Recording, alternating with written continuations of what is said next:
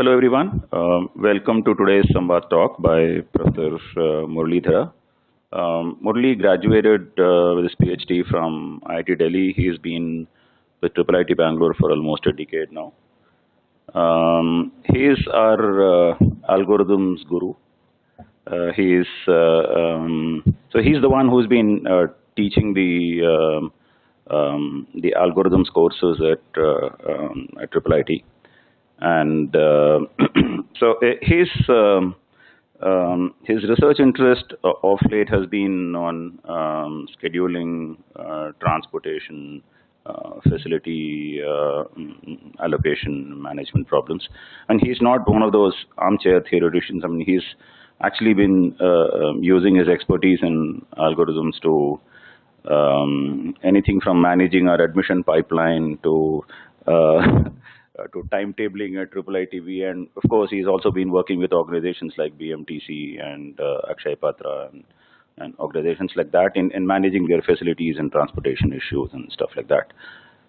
He has also been the inspiration behind IIIT-B teams reaching the world finals stage in the ACM ICPC competitions. And we have one of the team members sitting right here, Shyam, and the other two graduated in July this year. But Murli has been the sort of inspiration behind the team. I hope he continues the good work, and we have more teams making a mark at the world stage. Thank you, and welcome Murli, please. Thanks, Professor Ackman and other for attending. Today's talk is mostly focusing on what are known as online algorithms. Let me quickly begin with a toy example. Then we'll come to what is online about this algorithm that we are talking about. So you can't make it full screen. There's some logic there. I want to write it on it. So if I make it full screen, I can't write it on. Okay.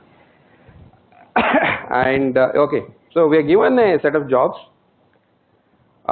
So each job has a start time and end time. So you want to say have a timeline. So just write it as timeline like this. And these jobs need to be scheduled. Each item that I'm writing here is a job. This needs to be starting here, and so this requires the processing from this time to this time. That is the given set of jobs that are given to you. So we want to schedule these jobs using minimum number of machines, right? So other examples could be, there are several classes. Each class has a starting time, ending time. These classes should be held from this time to this time. So now if you are n classes, each class can be held in one classroom. So it's always possible to schedule it if you're given n number of classrooms or machines. So now the question is, how do you schedule this using a minimum number of machines? Other example could be that you are a railway station manager. There are several trains which are coming, and they have to be assigned a platform, and the platform will be occupied from the arrival time till the departure time. So only one train can be parked in a platform at any point of time. So of course, once if a train departs, then the other train can come in, right? So we want to see how best we can do so that we use minimum number of platforms to schedule these trains. Yeah. Okay. This is a typical toy example that we start when I start talking about greedy algorithms in my course. And there is a simple greedy algorithm which solves this problem.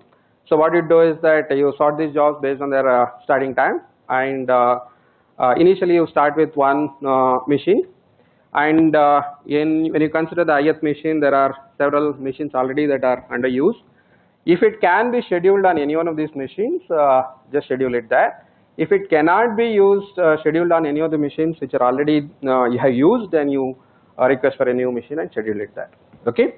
So the important thing here is consider the jobs in the increasing the order in which you consider these jobs are important. These jobs should be considered in the increasing order of their start time. Okay, so So this is a simple greedy algorithm once you sort, and this is optimum. Okay, and so in the way I described here is that you're given everything about the jobs. Okay, so you're given a collection of jobs where the starting time is also given, ending time is also given, then you do what best you can do. So the algorithm here is just sorted based on the starting time, consider the jobs in this order and put it to a machine if it can be scheduled on one of the machines that is already there. But the very nature of this algorithm is this is an online algorithm. You don't have to know everything about the job.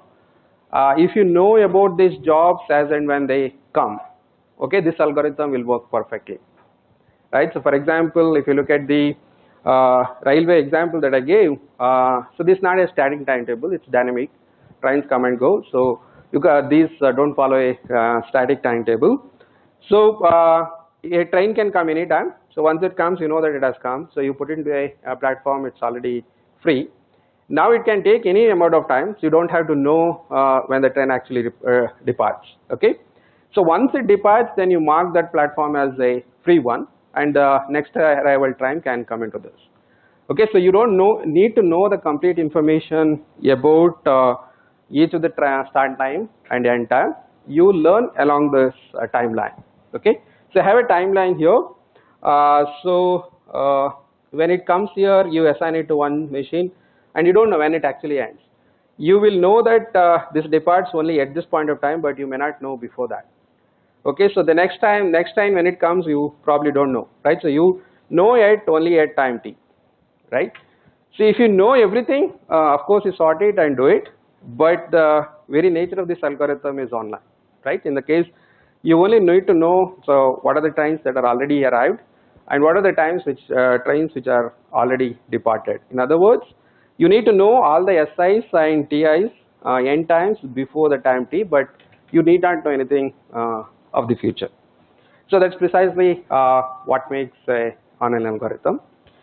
So let me just give you two more things. So when you study online algorithm, especially the even the offline algorithm, when you study NP-hard problems, we have two definitions. One is called approximation algorithm, and in the context of online algorithm, when you don't know everything about the input, then we use what is known as a competitive ratio. Okay, so here there is an input that is implicit here, so which I'll write as sigma 1, sigma 2, sorry, I'm not able to write, sigma 1, sigma 2, sigma n is the set of inputs. Yeah, at time t, so you only know about sigma 1, sigma I, these are the inputs that were released before the time t. Those are the only things that you know. Your algorithm can use only these things, but you don't know anything that's going to come in future. So in the case of approximation algorithm, so this is the offline case, you know everything about the input. Okay, so you know all the trains that you need to schedule or all the jobs you need to schedule for the day before the day begins. At time 0, you know all the inputs, right? So that's the offline case. An algorithm A is said to be an alpha approximation algorithm if the value that is given by the algorithm is at most alpha times the optimum for every input sigma. So the every input sigma is important, and the optimum can be an exponential time algorithm. It can take as much as time that you want, but the A, that is the algorithm that I am trying to design, has to be efficient. Okay, so I am looking for an efficient algorithm which is not more than alpha times the optimum possible value, so for the every input. So when I come back to online algorithm, so my algorithm has to be online. Okay, so that means that at time I, it only knows about the inputs that has been released so far, but it doesn't know the future. But the optimum here is offline optimum, right? So when I talk about a competitive ratio, the optimum, so it's like in the railway example, at the end of the day, you know what are all the trains that arrived. At the end of the algorithm, you know what are all the inputs, what are all the trains that is coming. That means that you know exactly what the inputs were. So that is what is optimum. So you can do a brute force and figure out what is the minimum number of platforms that are required. But my algorithm A is online, so you have to take a decision when the train comes. and you can only know what has happened so far, but you don't know the future. You had a question? So this is an so when I say an algorithm, I need an efficient algorithm, so it should be polynomial computed. So the earlier one, sorting was the only thing that I had to know. After that, there is each machine or a platform has one bit which either tells you whether it's true or false. Then if something is free, you can assign that. That's all, right? So this is n log n plus. After that, it only takes linear time, right? So that's what is the efficiency, right? So, but optimum can be brute force. It can look at all possible options. Yeah.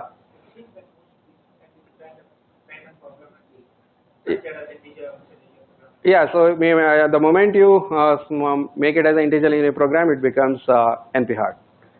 Okay. So even to solve an ILP, you need to know all the inputs, right? So all the variables need to be known before you start. But the challenge in online is that you don't know everything about it. Okay. But the example that I started with the toy example, because you can actually find the optimum even in the online case. So in this case, the C is really 1, right? So the optimum can be found in polynomial time. So that's not really interesting. So what we want to do is that you look at some problems where the optimum cannot be found. In the case of online, the optimum algorithm cannot be there. But if you give me everything about the input, probably it's easy to find the optimum. So let's begin with another problem. So this is in the context of paging.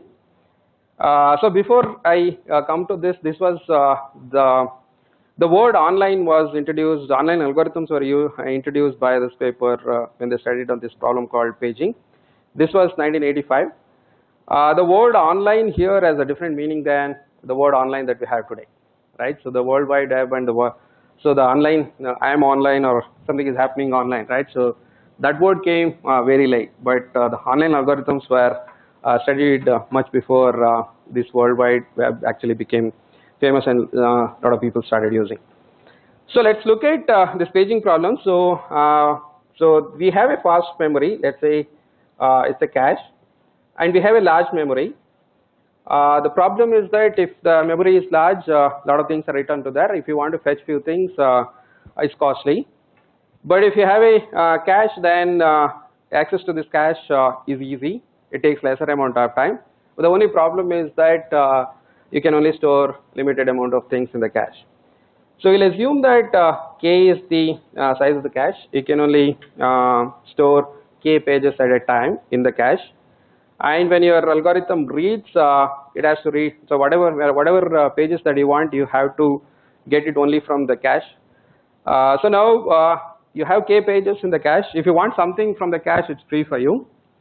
So now if the page that you're looking for is not in the cache, then what we call the page fault actually happens.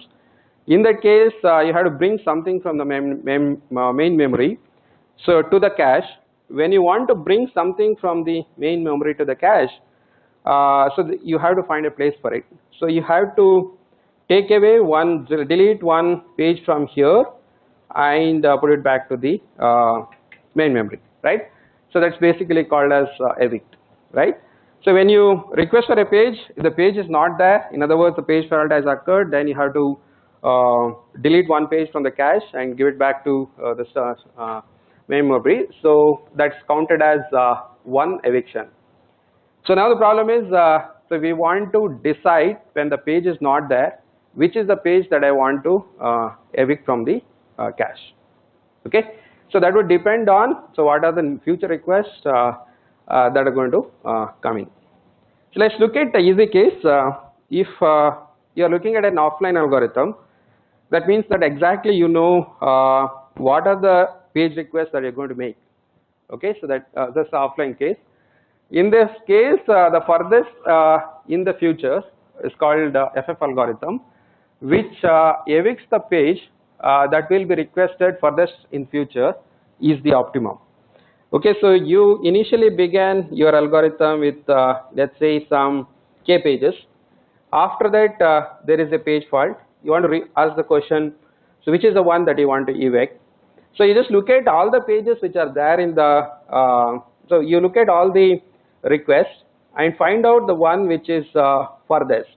right? So this is the page which is there, this is probably the page which is also there, and the remaining pages are probably not there. So this is the one that you're going to request furthest in future. Okay, just evict that, keep everything else in the cache, so that in future you can, whenever you request for the before ones, this is already there, but the furthest one is the one that you want to evict at this point of time. This is a greedy, simple greedy algorithm. So you can show that this is optimum, but I will not go into the details here. But important thing here is that for this you need to know the future. You need to know what are the future requests, only then this algorithm works. But if you make it online, then you don't know the future requests, so this algorithm doesn't work. Okay, so if you want a deterministic algorithm which is online, then so you lose a factor of k. So where k is the size of size of the cache. So this is not difficult to see. Let's try to do a simple proof for it. Let's start with, I have let's say k plus 1 pages. Okay, I just have k plus 1 pages. So yours is an online deterministic algorithm. I don't know what the algorithm is. I am trying to construct a adversary which will create a page fault for every instance, for every input. Every time when you request for a page, there will be a page fault. So since the example is simple, so you start with any k pages, right? So your algorithm loads k pages into the cache. Since there are k plus 1 pages, I will ask for the page which is not there in the cache. Okay, that's my first request. Okay, so let's call it as sigma 1. So when I call sigma 1, so after the next request, again I repeat the process.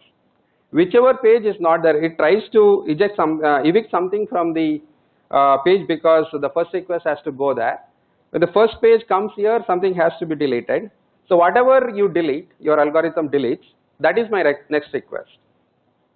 Okay, so now let's say that you decided to evict 10 page, I will ask for the 10th page again. So now at any point of time, my adversary works in the following way. It looks at the cache, there will be exactly k pages. So the one which is not there in the cache is what I want to request you for, right? So every time when you request for a page, there is a page fault. So if there are n requests, then the number of evictions will be exactly equal to n. Okay. So now let's look at, since if you know the sigma 1, sigma 2, sigma n, so then let's look at what is the optimum doing. So the furthest in the future is the optimum one, will give you the optimum algorithm which is offline. So I want to compare the performance of this online algorithm with the performance of the best offline algorithm. So what it does is that, so you just look at, I will break up this sequence into, let's say, one block here. So this block basically consists of k distinct pages. I start from the beginning. See, as long as I say pages which are repeating or the number of distinct blocks is less than k, I keep going forward. When I say the k plus all the k plus 1 pages, just before that I stop. Okay. So what is this blocks? These blocks has a property that in each of them I have a exactly k distinct pages. Some pages you may be requesting more than once. It could be 1, 1, 2, 1, 1, 2. So if it's 1, 1, 2, 1, 1, 2, the number of distinct pages I am requesting is only 2. So each block is only k. My claim is that if you look at the furthest in the future, so this will make only one eviction per block. Right? So because every time when you ask for a request here, it tries to look at, it tries to evict the one which is the furthest. The furthest cannot be inside this, it has to be something outside this block. Okay. So if you start with clay block and if you apply this furthest to future, so what you can show is that for block you will only evict one of them. So and the maximum number of such blocks that I can make is smaller than or equal to n by k. So the maximum number of evictions for the furthest in future. This is the optimum offline algorithm is n by k. Okay, so my competitive ratio is n divided by n by k, which is k. Okay, if you give me any deterministic paging algorithm, I can create an adversary which will create page fault for every input. So in other words, there will be n such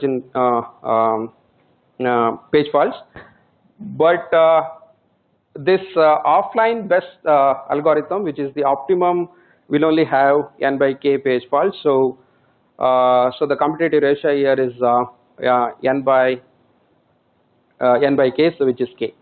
So which basically means that you can't design a deterministic online algorithm with a better ratio than k, where k is the size of the cache. So, but if you look at the simple algorithm, which is called as LRU, which is least recently used page. Okay, so when so when you want to evict, there are several pages here. In each of these, for each of these pages, you maintain a timestamp in the cache, and the one which is being used least recently, right? So that is the one that you want to evict. Okay. So this algorithm achieves a competitive ratio of k, but this slide tells you something more than that, right? So what it says is that the previous slide said that you can't design an algorithm which is better than order k competitive. So that is because so when I compare this algorithm with the optimum, so I was looking at optimum, I wanted this to be smaller than c.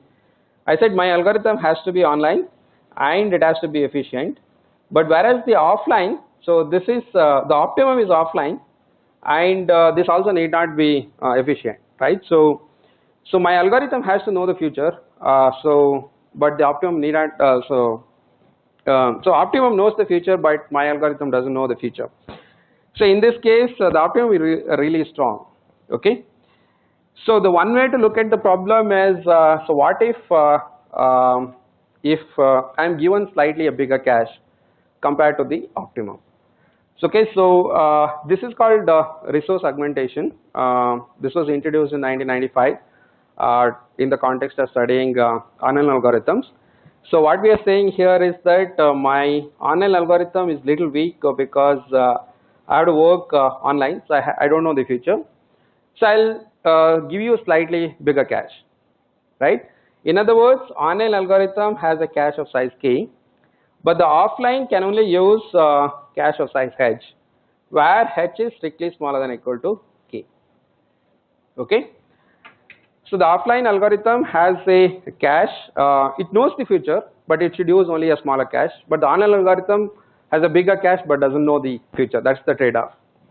So in this case, I can get a k by, there is a k by k minus h plus 1 competitive algorithm.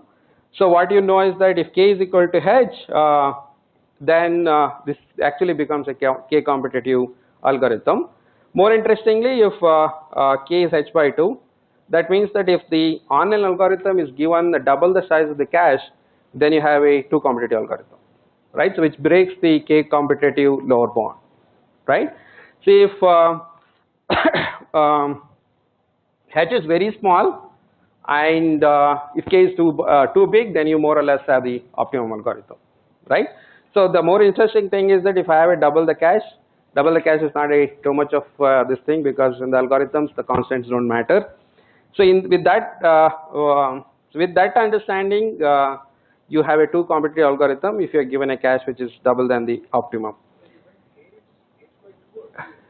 2h, yeah, h is k by 2, yeah, right. So your online algorithm has double the cache compared to the offline. The proof of this is not difficult. Let's quickly go through this. So again, my algorithm considers blocks. So you have a given sequence of numbers. So given sequence, that is sigma 1, sigma 2, sigma n. So this block has k distinct pages, right? So I start from the beginning. I look at how many distinct pages I have seen, and the moment I see a k plus 1 block, I stop, right? So I divide the given sequence into blocks where, except probably the last one, every other block has exactly k distinct pages. Okay. So now let's look at, so if I look at least recently used, how many page faults will it do? So the least recently used, so if I go to this block, right, for any page which repeats, right, so first time when you see, so if you just look at the first time when a page is asked, so there may be a page fault, but if the same page is asked second time, so it will be there in the cache, because it is evicting the least recently used. In any block you are not going to, so there may be at most k number of page faults in each block. Okay. So the number of page faults, if I use the least recently used algorithm, the number of page faults for each block will be smaller than or equal to k. Since I am using a least recently used, if there is a page fault when I look at an algorithm, now there may be an eviction, but if I look at the same page within the block again, so this will be certainly there. Okay, so the number of distinct items will be k. So a page fault can occur when you request for the same page for the first time in each of the blocks. When you ask for the same page second time, so since I'm using the least recently used algorithm, so it's guaranteed that the page will be there in your cache. So the number of page faults that happens per block is at most k. So now, so how do you analyze the offline? So offline is the furthest in the future. For that, so we'll just look at a slightly different block here. This is called shifted block. I consider this element and go up to the next. I'll include the next element. So my block actually ended here. I just take one more point here, right? So this number has to be different from anything that is there in the block. More specifically, it has to be different from the first element. If it's equal to the first element, I still have k distinct blocks. Okay, so if I just look at this shifted block, which contains just one more element from the next block, the number of distinct elements there is k plus 1. Because the next one, so the starting block and the starting page in the next block has to be different from all the k ones. If it's equal, then the blocking would not have stopped here. I would have gone there. So out of this k plus 1 box pages, I have only the size of the cache that I have is only h, right? So maybe I will have k distinct of them. All of them may be there in the cache when I came into this block. So the k plus 1 minus h block pages certainly will not be there in the cache. So, okay, so the number of the number of page faults for this will be at least k plus 1 minus h. In the best case, since the size of the cache is h, all the h pages may be there in my block, in my cache, but the total number of elements that I am considering is k plus 1 distinct numbers, out of which even if h are there in my cache per block, the number of page blocks will be k plus 1 minus h. So the ratio is the online algorithm is at most k, but the offline algorithm there will be certainly k minus h plus 1 page faults. So the ratio here is k by k minus h plus 1. Okay, so the important thing here is this h, which is playing a. So one thing is LRU actually is not a bad algorithm. It achieves the lower bound of k competitiveness, and this proof also tells you is that if I give you double the size of the cache, this LRU actually becomes the 2 competitive algorithm, right? So one notion that I want to introduce with this is resource augmentation. If you don't know the future, but if you can take slightly more resources, so you can actually do better, right? So that's what the takeaway from here. So this is for analysis, right? This is not what my algorithm is doing. So I wanted to analyze per block. Okay, so what I did is that a given sequence, I just made it as each block I ensured that there are only k pages.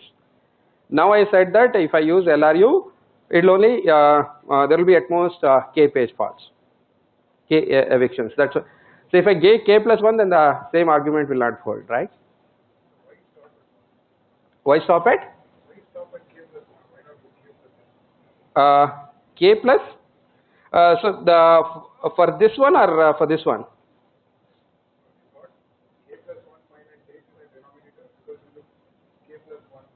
Yeah, so the moment you go to the next one, the number of distinct pages that you see is k plus 1. If I go plus k, so if I come till here, I don't know. So I simply because I am adding t of them, the most of the thing here could be there here, right? So if I get k plus 4, so that won't be any advantage here, right? I won't get a better result. I will get a weaker result. Yeah, I am giving an upper bound, right? Yeah. So if I stretch it more, I won't get anything better than this. Okay. So before I go into the next problem, so I want to just mention that this is for deterministic. But if I use randomization in the context of an algorithm, that means that if the algorithm need not be deterministic, it can take random decisions, basically called as randomized algorithms. Then the best thing that is known is, so these bounds don't hold. So there is an algorithm which is log of k divided by k minus h plus 1. So the same numbers, but you have to just read it as log, right? So if you allow randomization, then these bounds can be broken, right? So this is one such example where randomization actually helps. Okay, just to summarize, I started with the toy examples where so offline is as powerful as online. Then this paging, there is an offline algorithm, but there is no online algorithm. It's k competitive. So then we gave a k competitive algorithm, and k is a lower bound. So in order to break this lower bound, so what I did is that we introduced the notion of resource augmentation, that basically making the online algorithm little bit powerful by giving a little bit more resource. So I'll go into the next problem. So in that next problem, the offline is NP hard, online is hard to approximate, right? So I'll show examples. I'll also prove that one such problem is hard to approximate. But if you give epsilon more resource, then you can get 1 by 1 plus epsilon kind of algorithm, right? So that's the next problem that I have. Yeah. You can do better, right? So it's not true in all cases, but yeah.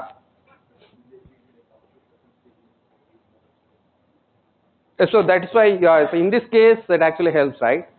If the offline is given only 1 and if you are given k, so then you can really do. So if k by h actually so if h by k actually converges to 0, right? So if the offline has very small but you have huge cache, so in that case you are more or less getting one competitive, which means that you're doing as well as good as the offline, right? So it does scale in this case, right?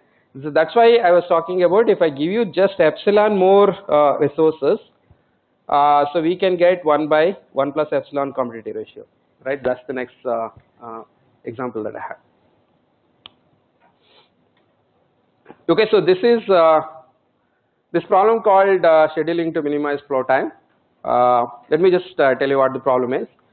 So as before, there is a timeline. So this is a online setting. So jobs come at all the jobs are not available in the beginning. Every job has a release time. This is the time this job is released. Every job requires a processing of let's say P of G. Okay, so you can start processing these jobs after it is released. It requires exactly P of J of time, and at any point of time, so these machines can schedule only one job at a time. Okay, and the given schedule, so you're going to schedule it after it is released. Then it finishes at some point of time. That is the time I call it as completion time. That is the time when you finish the job. So now if you look at the flow time, so this is the completion time minus the release time. This is the time when the job is alive, right? So it's released but not completed, right? So I want to schedule so that the total flow time is minimum. Okay. So one example is that I want to be a bank, large bank in Bangalore. So when you went inside the bank, so they'll ask you what do you want to do, right? So whether you want to withdraw a large amount of money, or you want to withdraw a small amount of money, or you have a query about the car loan or housing loan. Depending on what you press, they'll give you a token. So once you get a token, depending on what you want to do, you'll be sent to, there are about 20 counters. Depending on what you want to do, it will be sent to one person, right? So not all the people are equally equipped to handle the customer queries. Probably if you just want to print your savings bank account, then some junior guy, you just need a printer, you have to just go and print that. But the other guys who give give money, they may not have a printer, right? So they can't give you that, right? So but certain jobs can be done by few counter guys efficiently. But if there is nobody who wants to withdraw, let's say more than 10 lakhs, that guy is free, but you can give him something else. Okay. So these counters are machines, the customers are your jobs. So when you walk into the bank, that is the time when the job is released. You can start process, your time actually starts there. Now you take the token, you go to a counter, you finish your job and come out. That's the time when you finish your job, that's the completion time. So what matters to me is the amount of time that you spent inside the bank. That is the completion time minus the release time. I want to minimize over all the customers. So you had a question. This is the setting that we. Yeah. Yeah. Yeah. Yes. Yeah. Correct. Yeah. Exactly the same. This has several applications. So the important thing is PJ is the. So when I use I refer to. I think a machine, and J is the one when I this thing to a job. It has a release time. You can start processing this job only after it is released, and PJ is exactly the amount of processing that is required. And depending on the schedule, you have to tell me when it is going to be scheduled. So once the schedule is fixed, it's going to finish at time CJ. CJ minus RJ is the time that the job has spent inside the system. I want to minimize the total flow time. So if there is only one machine, okay, so then the problem is easy, it's solvable in polynomial time. So the simple algorithm called SRPT, which is the shortest remaining processing time algorithm, will solve the problem, right? So the flow time is basically, let me write delta T on a single machine. So delta T is the number of jobs alive at time T. So you have timeline T. So this graph, the number of jobs delta T will look something of this kind. So initially few jobs are released. So when you release another job, the number of jobs that are alive will go up. But as and when you start processing these jobs, the number of jobs will come down. So okay, the flow time is basically integration over delta T, where T is from 0 to whatever it is, right? So that basically tells you the area under this curve is the total flow time, right? So at any point of time, so what I want to do is that I want to finish a job, minimize the number of jobs that are alive. So the natural question is that who can we finish first, right? So what matters to me is not the total amount of processing that is required. The shortest remaining processing time is the job that I pick, because that is the one, if I schedule now, I can finish it fast. Okay, I pick that and schedule that, and in between, if there is a job which is shorter than arrives, then I preempt this and schedule that particular job, right? And continue this, right? So as the name says, this is the shortest remaining processing time. So note that this is a preemptive algorithm, right? And this gives the minimum. Okay. So we can also talk about a weighted flow time. So where each of the jobs also has so what is known as a weight. So what I want to do is to minimize WI FI. Okay. So this generalizes. So if you just look at the remaining processing time divided by the weight of the job, whichever is the minimum, you pick that. You can show that this also gives the minimum for the one machine. But if you don't allow preemption, this again becomes NP hard, and the preemption happens to be the important thing here. And even if you give more resources in this case, and if you don't allow preemption, you can't really do anything. So there are no results known for preemption. Yeah. So you stop a job and come back. Yeah, it has to be. So otherwise this becomes NP-hard even on a single machine. The SRPT by definition is preemptive, right? So if there is a job of 10 that you're processing now, something 5 comes in, you have to start processing it. So maybe you have processed two units. Now if something comes which are bigger than 3, then this continues. But as long as you find a job which is smaller than arrives, this has to be stopped and you come back to this later.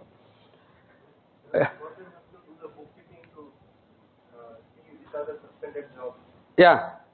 So you have a queue, so whether it is completed, if something is completed, then it's out of the queue. All the jobs which are not completed is there in the queue. So you still have a queue, so you can keep it there. But you know that some X amount of processing has been already done, so you have to do Pj minus Xi. Yeah. Yeah. So when I defined SRPT, it's only the remaining processing that is required matters, not the size of the job that it began.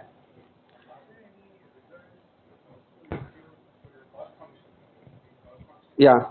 So there are also results which just tries to minimize the CJ. That problem is relatively easy compared to the flow time. There are constant approximation algorithm for CJ. But any approximation for Fj will also imply approximation algorithm for CJ.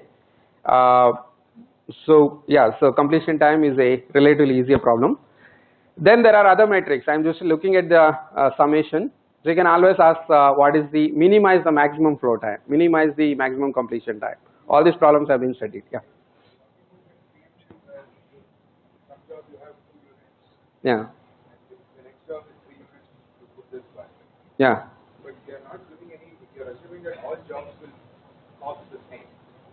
So that's why I said weighted, right? So there's a weighted case. There may be you can always define a priority.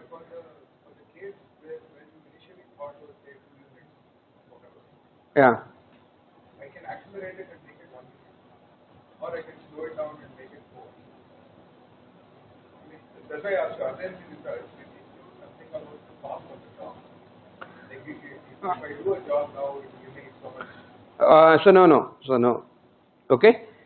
So there are different variations of these problems where you can introduce a deadline. Deadlines are all strict, so you have to finish before the deadline. Otherwise, there is a penalty. Then there is also variations where you study the latency, right? So latency is say Lj is equal to the max of 0, or so you have a deadline. So when do you finish, right? So Dj minus Cj, the completion time minus the Cj.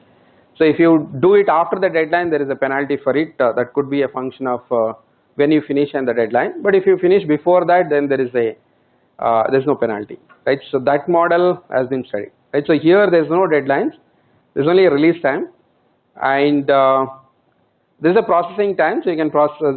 Pj is the total amount of processing that this particular job requires. So other than there is nothing. So this problem does not assume any dependencies, right? So but that is another case. So there are several jobs. You have a DAG. This job has to be finished before. If you want to process this job, there are several dependencies. That's another model. Here there are no dependencies. There is no cost. So we consider the weighted one, but we restrict to this summation of total flow time is the one that we are trying to minimize. Just to continue the story, so if you have a single machine, then the SRPT will solve it optimally. SRPT by definition is online. So the story is about online algorithm. SRPT only need to know what are the jobs that are arrived so far and how much of processing for each of these jobs has been done. Right? It need not know anything about the future. And so if you have more than one machine, for 2 machines, this problem is NP-hard. So if you want to study the offline case, there is what is known as parallel machines. In the case of parallel machines, all are identical machines. You have the same copy of M machines. Okay, so that's called parallel machines. In that case, there is a order log p competitive algorithm. right? So where P is the ratio of the maximum to the minimum processing time. So what we do is that, so you just take the minimum processing P of I and divide all the processing times by P of I. This is basically the rescaling. Just assume that the smallest job that you want to process has length 1 and everything else is maximum, right? So the P is that ratio, the maximum to minimum. So what is known is order log P commutative algorithm for parallel machines. Okay. So what is good about this algorithm is that this works in online fashion. So this was first studied for an offline case, but when I studied for an offline case, this actually the algorithm can be made online, right? So I'll just mention the algorithm. So given P of J, so we say that this belongs to the class K if the processing is between 2k and 2 to the power k minus 1. So including k minus 1 but excluding 2 to the power k. So if the processing time that is required for the job J is between 2 to the power k minus 1 and so I won't include the other side 2 to the power k, then it's called as class K job. So from this definition there can be log P classes. Okay. So when a job arrives, you just look at on the ith machine what is the total processing of the jobs that have been assigned to this machine whose class is K.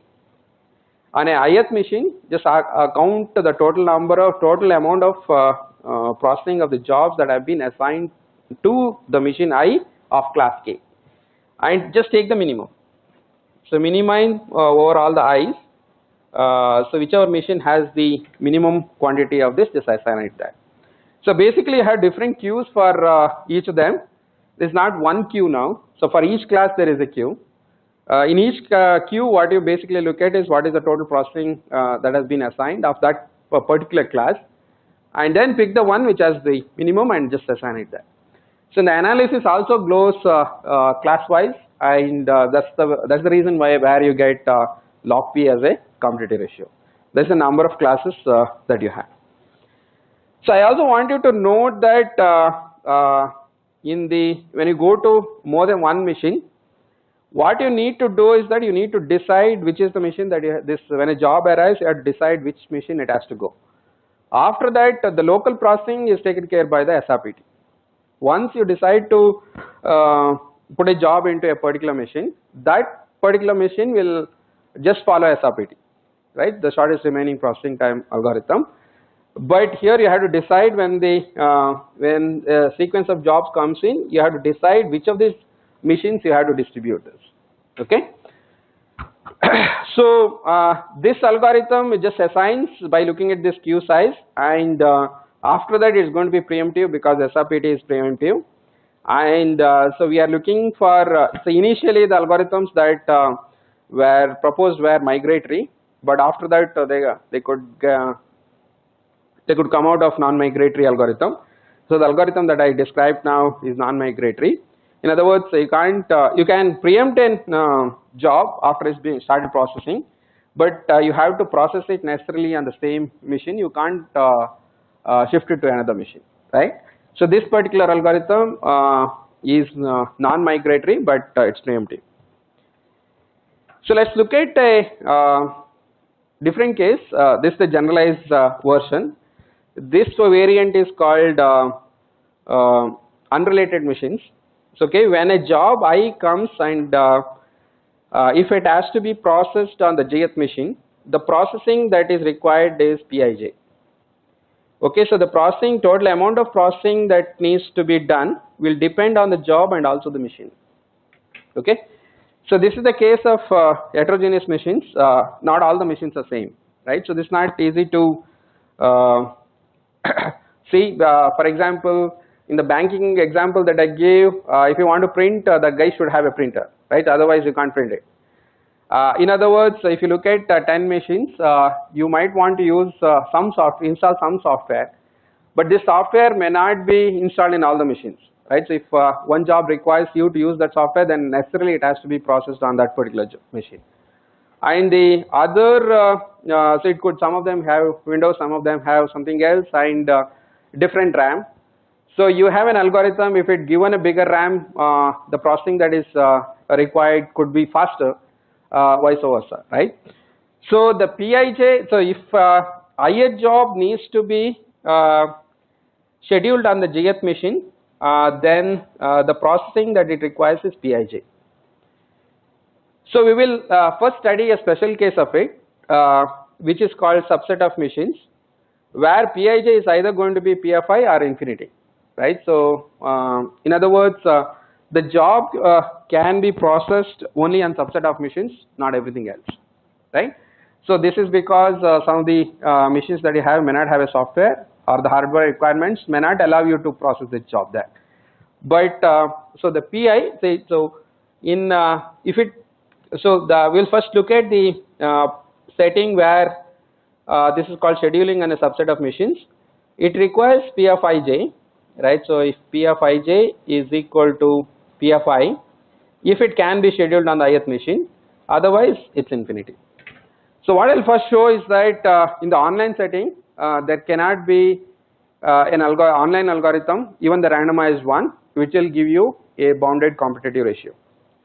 So then we'll show that for this problem, so if I just give you 1 plus epsilon speed, that means that the online algorithm has epsilon speed faster than the offline case, right? So just this is the resource segmentation that we are going to do here. In that case, I will give, so we'll show that there is 1 by epsilon square kind of competitive ratio. So let's quickly look at the proof of it. There is no online randomized algorithm which has a bounded competitive ratio. Yeah. No, so in this example, when I said parallel machines, everything is unique. So in the number, so all the results that we get is independent of the number of machines, right? So when it's more than one. No, in this setting, it's not unique. So Pij is the total processing. If you schedule the jth job on the ith machine, the total processing that it requires is Pij. So then I study a special case of it, which is called as a subset of machines. So each machine is unique, but all the jobs cannot be scheduled on all the machines. Okay, so that's why I made it as infinity here. So in the previous one, when I studied parallel case, all machines are identical. Here, all the machines are not identical. Even there, I am considering a special case where you can process it there. If it processed there, it will take the same time, but it may not be processable on the other machines. Let's quickly construct an example to show that there cannot be an online algorithm with a bounded competitive ratio. In other words, if you give me a T, which is a very big T, and you give me an algorithm, so I can create an instance of the problem such that, so whatever the online algorithm does compared to the optimum is greater than T. So what is that I'm saying? So, so if you give me a large T, it could be 1 billion, and you have an online algorithm which solves this problem on a on any input. So what I will do is that for any online algorithm, for any T, I will create a sequence sigma such that the algorithm, so the flow time of the online algorithm divided by what is best possible is greater than T, right? In other words, there cannot be a bounded competitive ratio on algorithm for the randomized case. So here I will just consider a simple case. The processing times are all same for all the jobs, which I will fix it as 1. But only restriction is that all the jobs cannot be scheduled on all the machines. I have 3 types of jobs. I'll call it as type A, B and C. Type A job machine can be processed on both the machines. Type B can go only on the first machine. The type C job can go only on the second machine. Okay, I basically have 2 machines, machine 1 and machine 2. I have 3 types of jobs. Type A job can be processed on both the machines. It will take only 1 unit of time. B job can be processed only on one machine, the first machine. It will also take 1 unit of processing. Type C can be processed only on the second machine. It will also take only 1 unit of time for processing. So I will start at the time 1. So I release 3 jobs of type A. In the second time interval, again I will release 3 jobs of type A, I'll repeat the same thing till time t. Each interval I am going to release 3 jobs of type 1, type A. So this is these jobs can go into either of these machines. Okay. So at any time you can process 2 jobs, but I am giving you 3 jobs. So you can process 2 of them, 1 will be left. At time t, so what will happen is that you will be left with exactly t jobs left. So 3 t jobs are processed, released, 2 t jobs are already processed, t jobs are actually left. Now if you use any online algorithm to distribute these jobs, at the end of t, there should be at least one machine with t by 2 number of jobs. If both the machines have less than t by 2 number of jobs, then the number of jobs left is less than t. That's not the case. You have t jobs left at time t. So claim is that at least one of them should have t by 2 number of jobs. So I don't know which one of them. So that is what your online algorithm is supposed to do. Let's say that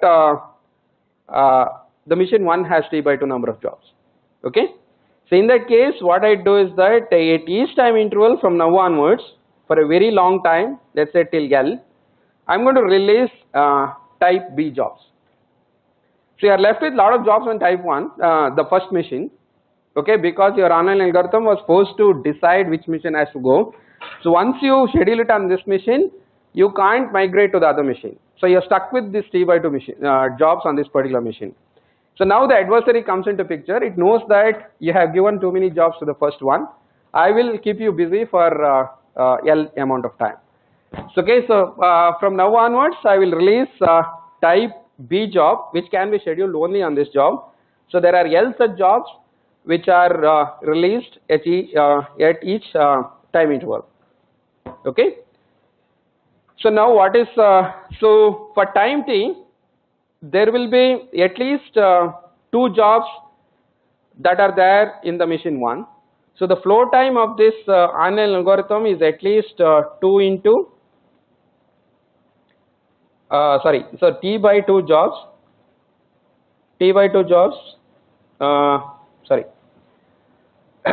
into L. Okay. So at each point, so from t to L, there will be t by 2 jobs which are alive, and you are going to process the job, one job at a time, and each time interval there will be exactly one more job that is given to you. So you'll probably schedule the job that is just released to you, but these t by 2 jobs will wait till L time. So the flow time of the online algorithm will be at least t by 2 into L. Okay. So but what will be the online algorithm, the offline algorithm do? So that's the beauty of offline algorithm. Offline algorithm knows what are the requests that are going to come in. So from time t, you are going to release only type B job, right? This can be scheduled on only on the first machine.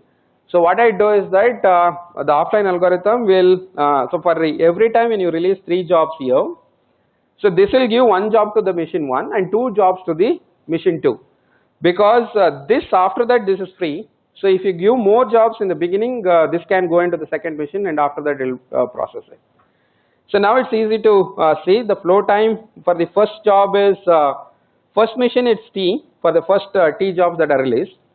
After that it has nothing. So every time when it releases a job, it start processing it. There are L sub jobs which have been released.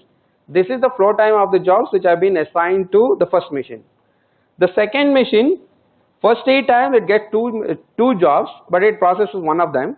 Whichever is processed, the flow time is t, and whichever is kept, it will immediately start processing after the time t. So every job will wait for time t.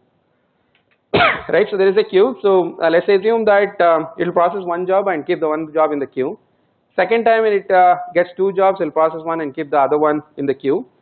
So the t jobs will be at the end. So after that, in the t interval, you just process all of them. The flow time of all of them is t square. Okay. So now assuming that my L is very large compared to t, so the ratio that I am looking at is t L divided by 2 divided by t plus t square plus L, right? So if t is very large compared to t, so you know that this will be greater than t. Okay. So this proves that no online algorithm, even the randomized ones, even if I allow randomization here, you don't get anything, right?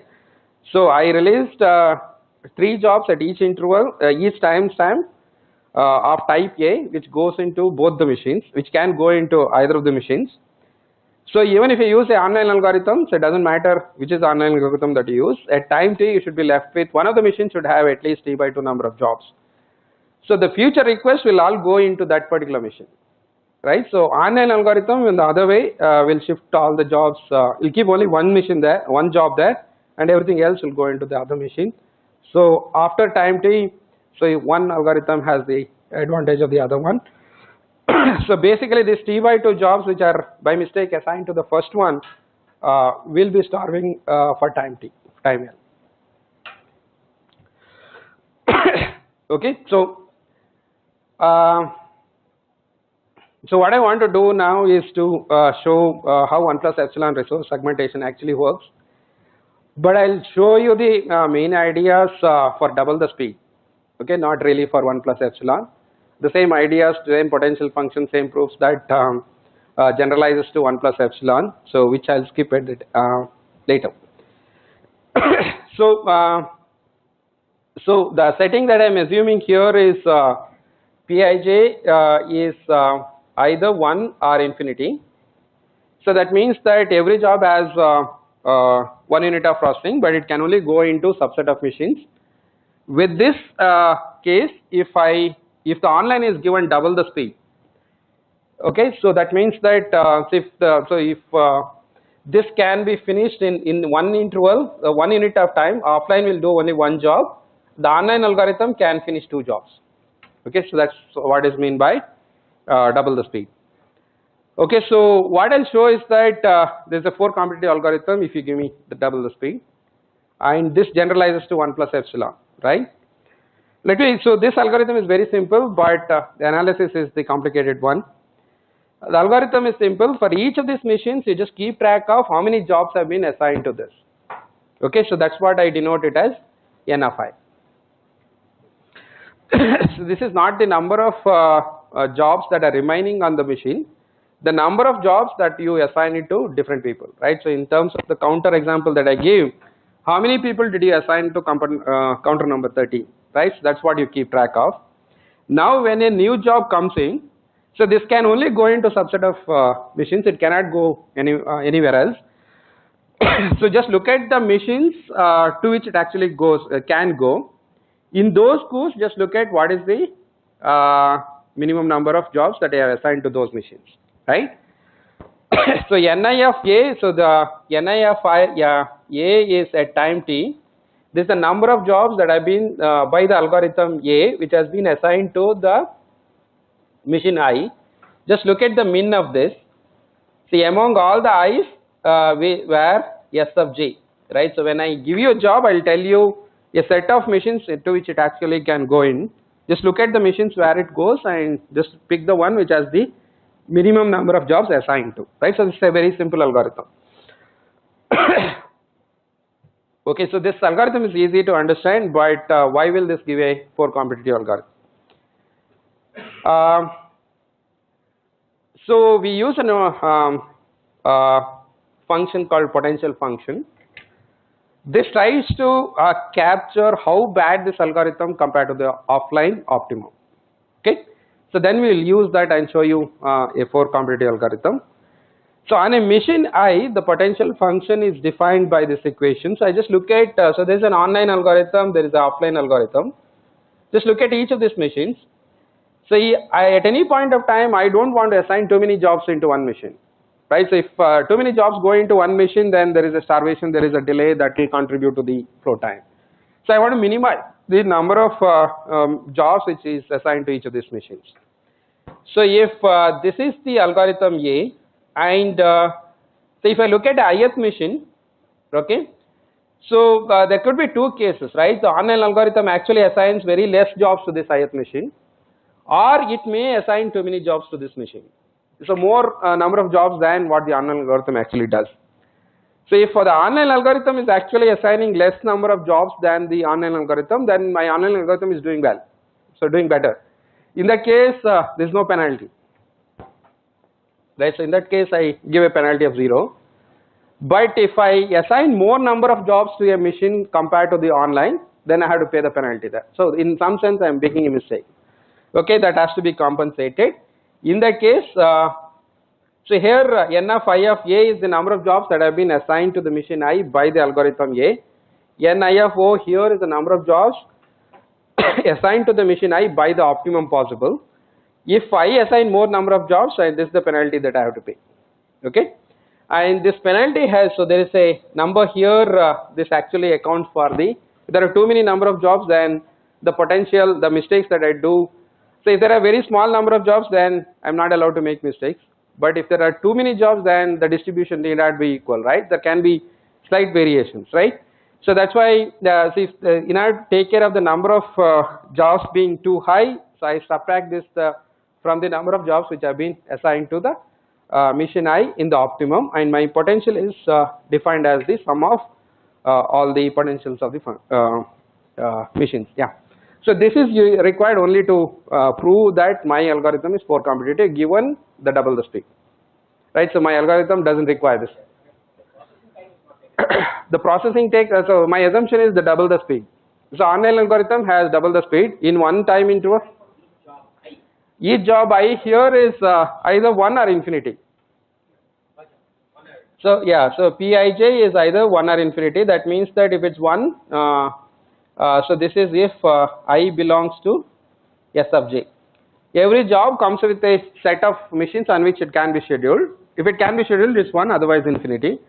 I assume that there is a double the speed. That means the online algorithm in 1 unit time it can process 2 jobs, where the offline can only process 1 job. With this assumption, I am going to prove that it's a poor competitive algorithm, right? So after that, double the speed is too much. So we'll just assume 1 plus epsilon. You'll get 1 plus 1 by epsilon square kind of thing. Yeah. So this potential function is a standard technique in analyzing all the online plus resource augmentation techniques. Yeah.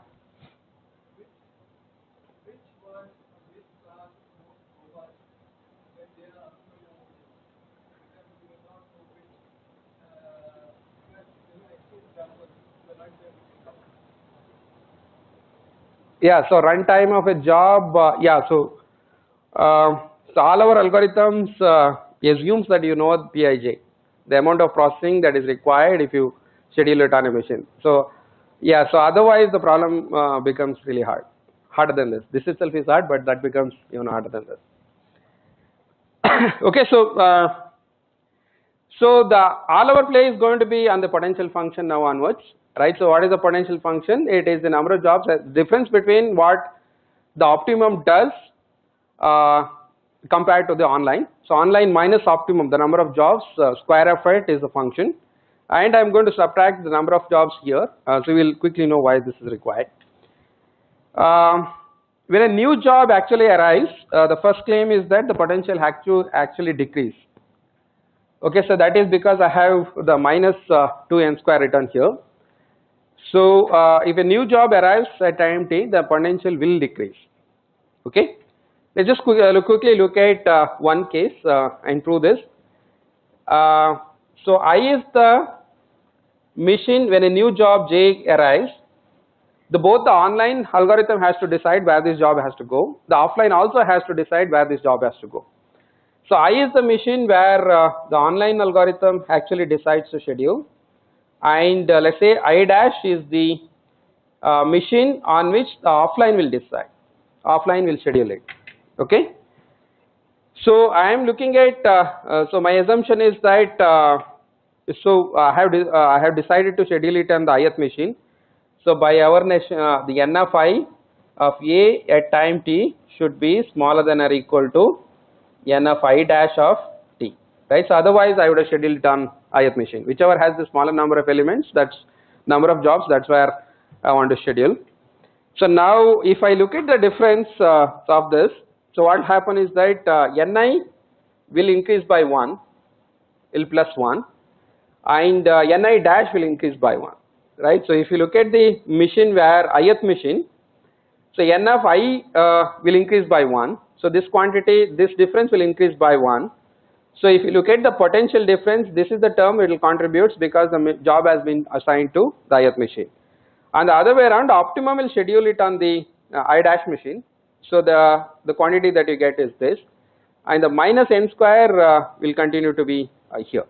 So now if you just do some algebra, so these two terms will cancel because this is smaller than or equal to this term. So because I decided to schedule to the ith machine. So this is a negative quantity, and this is actually the number of jobs on ith machine and the I dash machine on the optimum. So this has to be smaller than or equal to 0. So this is assuming that these two conditions are true. So now there are 3 more cases that you have to write down. So in that case, the equations that you get will be different. That's all. So here, when the moment I assume that this is greater than 0 and this is also greater than 0, I get these two. Otherwise, if one of them is smaller, then the corresponding term there will be 0. You have to neglect that and then rewrite the equations. That's all. So the potential function that is defined here ensures that if a new job arrives, the potential actually decreases. Okay. Which derivation? This one? Delta t. The delta t is essentially the notation. So this is the difference after it after I assign to a machine minus before. So the delta pi is essentially my pi before I assign to a machine minus that. This is just a notation. Don't read it as delta. Don't read it as a derivative, right? So derivative will create a problem. So delta is just the difference after I assign minus before I assign. Right. So if you look at any time interval t to t plus 1, then the change in the potential can be bounded by this. Okay, so where this is the optimum, this is what my algorithm does, and CA is the number of jobs that my algorithm actually finishes during this interval. So if I prove this, then we are more or less done. So because if I add up over all the time, the potential before I start, potential at 0 is 0 because I had no jobs. At the end, both the algorithms would have finished the same number of jobs on both the machines. So in that case, the number of jobs that I have at the end is 0. So if I add up over all the time intervals, so what I get on the left hand side is 0. This is the summation of all NO of t. This is 6 here minus 2 into summation of NA of t plus 2 into summation of CA of t. So TA of t is the total processing time that is, so this is at most this will be smaller than or equal to the optimum, right? So this is the number of jobs. The optimum should do at least the total processing that is required. So if I rearrange this term, so what I get is 2 into NA of t will be smaller than or equal to 6 into the summation of 6 into summation of NO of t plus 2 into summation of CA of t. So both are smaller than the optimum, so this becomes smaller than optimum. So the summation of the number of jobs at any point of time is smaller than or equal to 4 times the optimum. Okay, so if I just prove this equation, then if you just sum up over all the t's, you get that the total flow time of the Ackman algorithm is at most 4 times the optimum. So this is not very difficult, but in the interest of time, I'll skip this. So you can just go through this, just apply. So you just look at a time. So I want to look at the time t to t plus 1. So t plus 1. I will just look at a time interval t dash, which is just before t plus 1. So just to ensure that there are no jobs which are released between t and t plus 1. So I have to really worry about t dash, excluding the jobs which are released at time t plus 1. Okay, so t dash is actually t plus 1, exclude the jobs which are released at time t plus 1. So because once you do this, so in the previous case when I said that so when new job is released, the potential will only decrease, I did not use the double the speed, right? So this is just based on the number of jobs which have been assigned to each of these machines. But here is where we will use the double the speed. So in this case, if I look at what I will assume is that the optimum will only finish one job, but I will finish two jobs. But when I go from T to T plus 1, the number of jobs that are left with the ith machine will be one less than the optimum, because optimum does only one job, but I finish two jobs. The size of the queue will decrease by one in each of these intervals. That's what is going to be used in these two cases. But otherwise, this just say algebra. I'll skip this proof. Okay, so now the 1 plus epsilon speed. I just mentioned the algorithm and show you what is the potential function.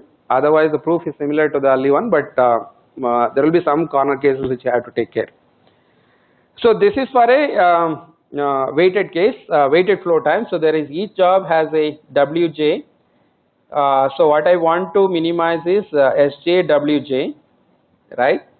So where but this is a general case in the sense that Pij can be arbitrary values.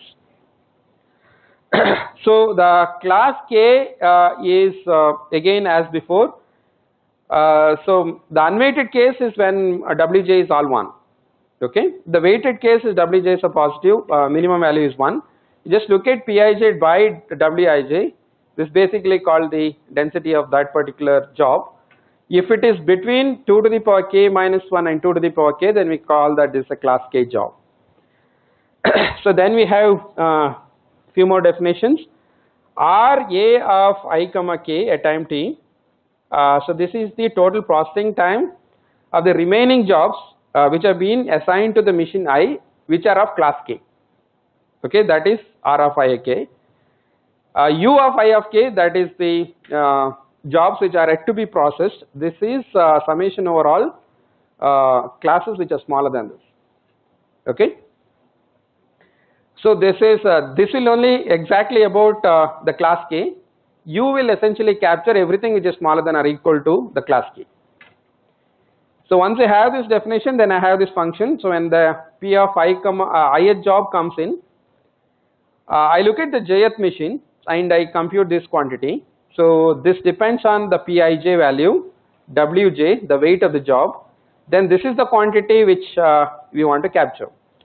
So this is for all the classes which are bigger than this. You compute this and keep track of this quantity.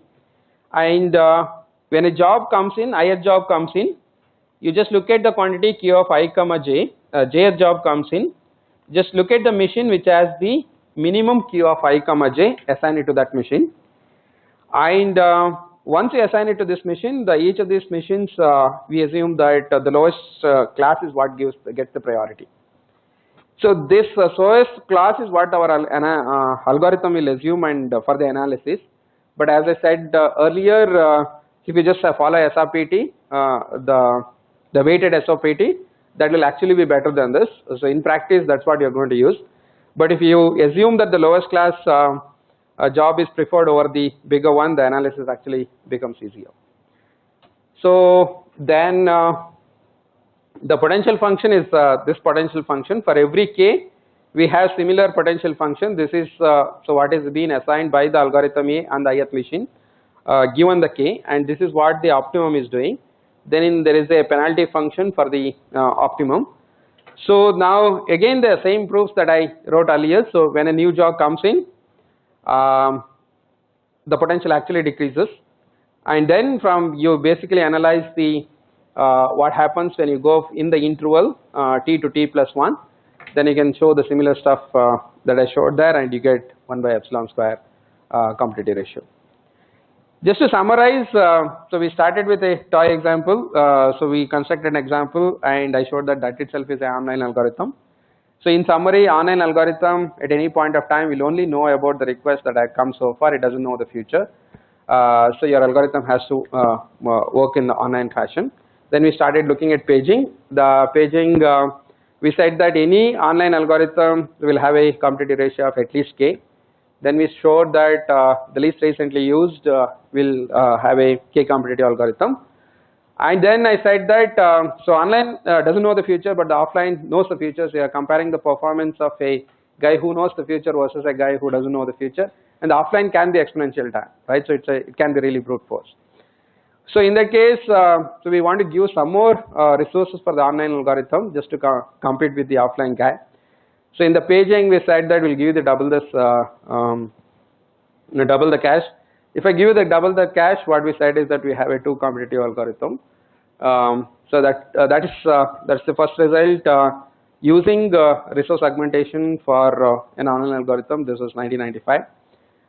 Then we looked at this problem. So this is the this called subsets of the scheduling on the subset of machines.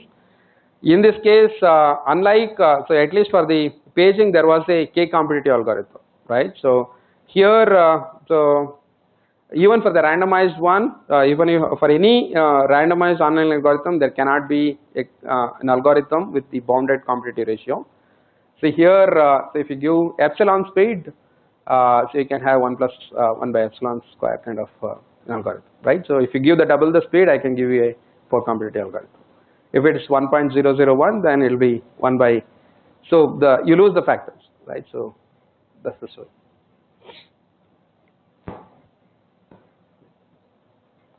Any questions?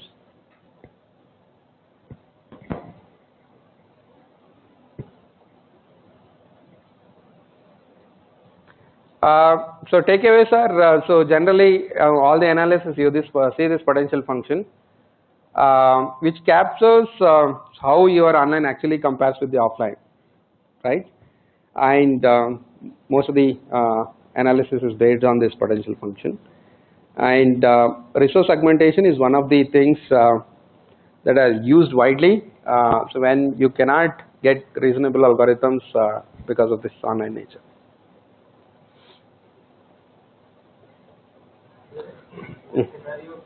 Yeah, so the scenario where bots are driving while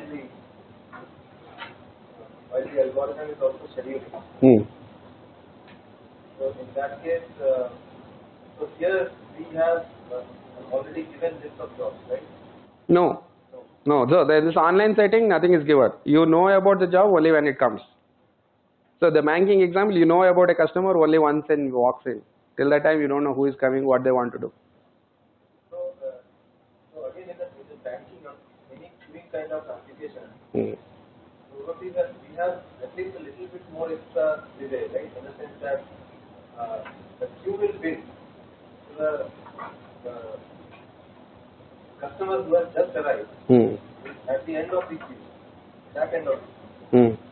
And while the earlier customers are being processed, I may still reschedule them. So here rescheduling is allowed. The queue is not FIFO. So if you follow FIFO, then lot of big jobs will start forever, right? That's the problem. Okay, so that's why I said preemption is allowed.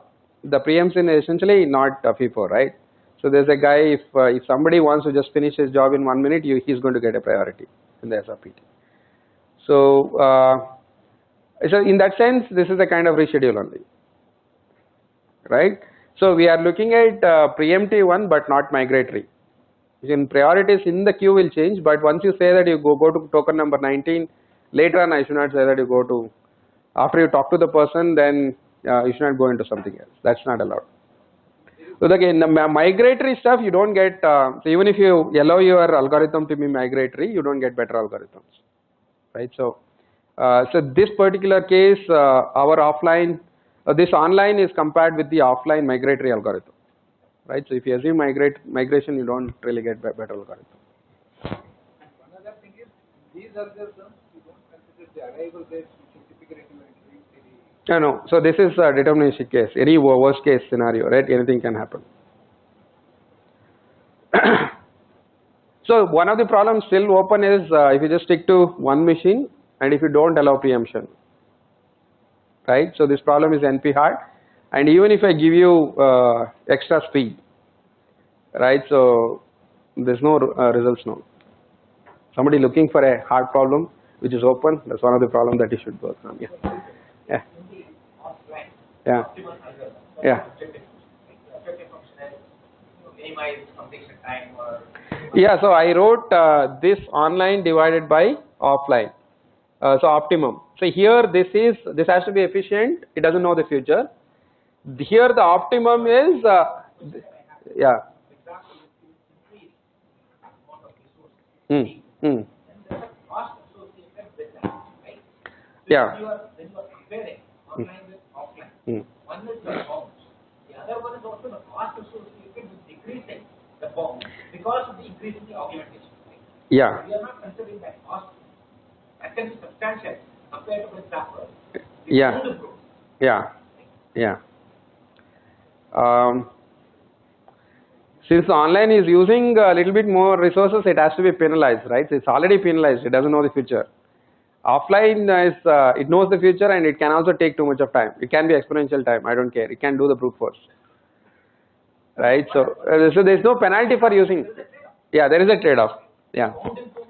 Yeah. So the way to look at these algorithms is that at least for this case, right? These problems are very common, and I showed you that there cannot be even a randomized algorithm with a competitive ratio. But still, you want to use some algorithm to solve these problems in real life. So you need to define some metric where some algorithms are better than the other ones, right? So resource augmentation is one such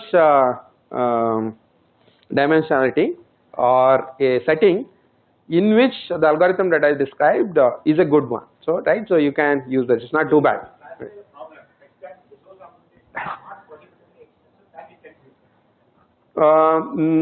Not even that, right? So with the resource augmentation, with that assumption, this algorithm is good, right? So you can probably use this algorithm. That's all we are saying.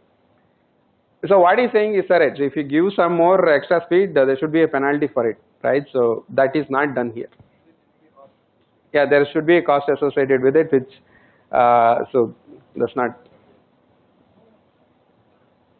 But in practice, so the LRU that was people were using for the paging, right? In this setting, that's a good algorithm, right? So there's no. But in this case, there cannot be an algorithm. So if you assume the resource augmentation setting, there is an algorithm which probably looks reasonable. Okay, thank you.